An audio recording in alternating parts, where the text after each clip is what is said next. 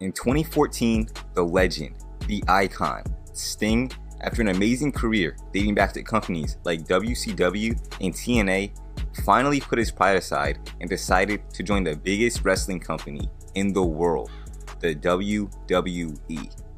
And it was fire. Sting began his wrestling career in 1985, working for various promotions before eventually landing in Jim Crockett Promotions, which would later become WCW. Sting quickly rose to prominence in WCW, becoming one of the company's top stars. Literally from the late 80s all the way up to the very end, Sting was there. He started off as the bright-faced painted babyface, then had to adapt with times and transform into the Crow, where he saw his most success. In WCW, Sting would win the tag titles 3 times, the US title twice, and the WCW World title 6 different times, which led to fans calling and referring to Sting as the franchise of WCW. He was also a very key figure in the Monday Night Wars between WCW and the WWF. So when WCW closed their doors in 2001, it was a no-brainer for WWE to try and scoop him up. But that's not what happened. Sting would decide to sign with TNA Wrestling, where he stayed at and wrestled for 7 years.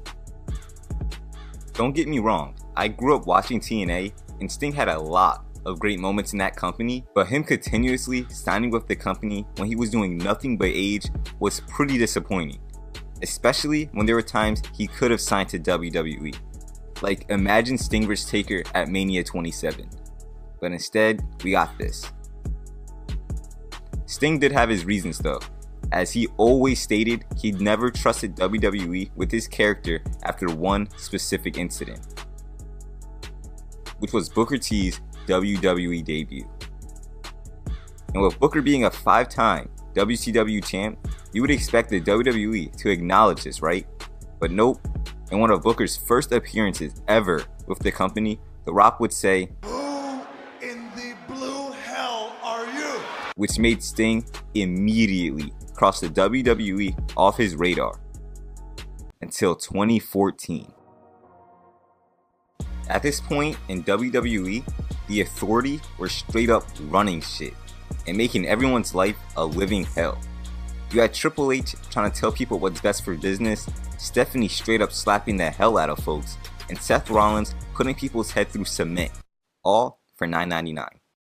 With wrestlers and fans getting tired of the Authority, Mr. McMahon proposed a Survivor Series match, where if Team Cena lost, everyone would be fired. And if the Authority lost, that meant no more Authority, which turned out to be heat. You had surprise heel turns, crazy spots, and a star making a performance out of Dolph Ziggler. And at the end of it all, we finally got to see the icon Sting debut in the WWE.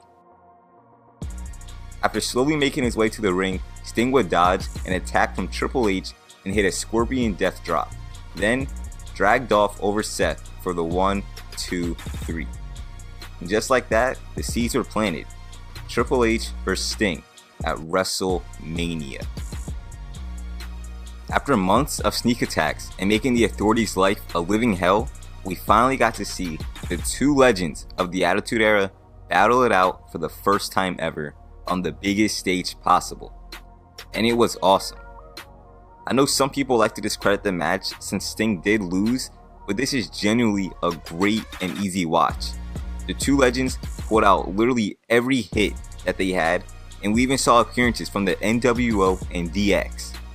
Great match that serves incredible amounts of nostalgia. And like I said before, Triple H does eventually win, but that was thanks to his best friend Shawn Michaels. My only real downside was Sting losing his Mania debut, which kinda wasn't needed. Like we all know WWE beat WCW. No need to drag that into Bro's moment. Afterwards, Sting wouldn't be seen on WWE television for 3 months, until he again shockingly showed up, surprising the Authority and Seth Rollins. But this time, the icon had his sights on gold, a certain piece of gold he never held, the WWE Champion.